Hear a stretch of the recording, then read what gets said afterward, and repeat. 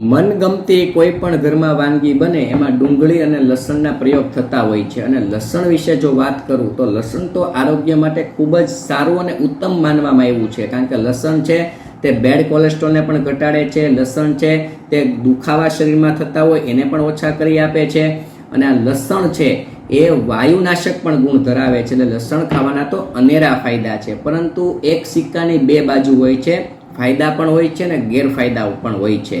તો હું કહું એ 3 વ્યક્તિઓએ લસણ ખાવાનું ભૂલી જવાનું છે. ક્યાં સુધી ભૂલી જવાનું છે કે જ્યાં સુધી એમને એ રોગો ન મટે ત્યાં સુધી એમણે લસણનું સેવન કરવાનું નથી. પછી કેવું થશે કે તમે એક બાજુ લસણનું સેવન કરતા હશો અને એક બાજુ એ રોગો મટતા નહીં હોય, પછી તમે ડૉક્ટરો પાસે જયા કરશો, વૈદ્યો પાસે જયા કરશો, ડૉક્ટરો બદલાવ્યા કરશો તો પણ એ રોગો મટવાનું નામ લેશે નહીં. કારણમાં એક જ કે અમુક રોગોમાં લસણ ખાવાનું નથી.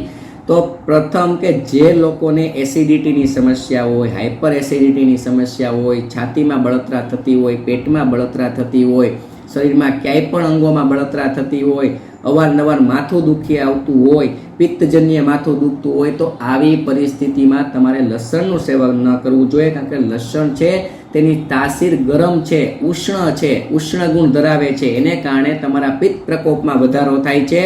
એટલે એસિડિટીના દર્દીઓએ ખાસ ચેતવાનું છે. જો એસિડિટીને વધવા ન દેવી હોય, એસિડિટીને મટાડવી હોય તો થોડોક સમય પૂરતું લસણનું સેવન ન કરવું જોઈએ.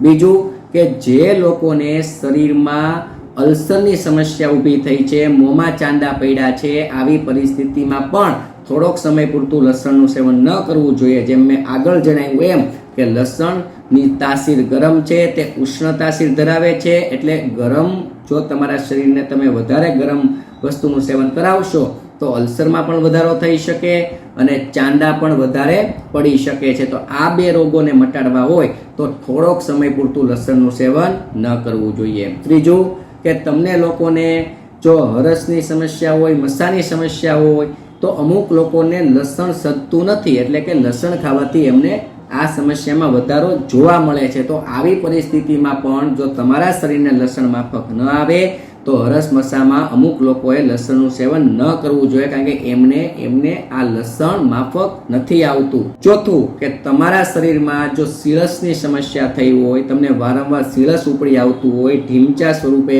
બતાવા લાગતું હોય, ખંજવાળ આવતી હોય, તો આ પ્રકારના સિરસના દર્દીઓએ પણ લસણનું સેવન ન કરવું જોઈએ. કારણ કે લસણનું સેવન કરવાથી એમને સિરસમાં વધારો જોવા મળે છે, કારણ કે લસણ સ્વભાવે ઉષ્ણ અને ગરમ પ્રકૃતિ ધરાવે છે.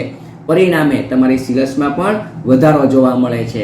તો આ બધા રોગોમાં તમારે લસણનું સેવન ન કરવું જોઈએ. અન્યથા તમે લસણનું સેવન કરો તો વાંધો નથી, પરંતુ આ જે પ્રશ્નો હોય ત્યારે તો ખાસ તમારે લસણનું સેવન ન કરવું જોઈએ.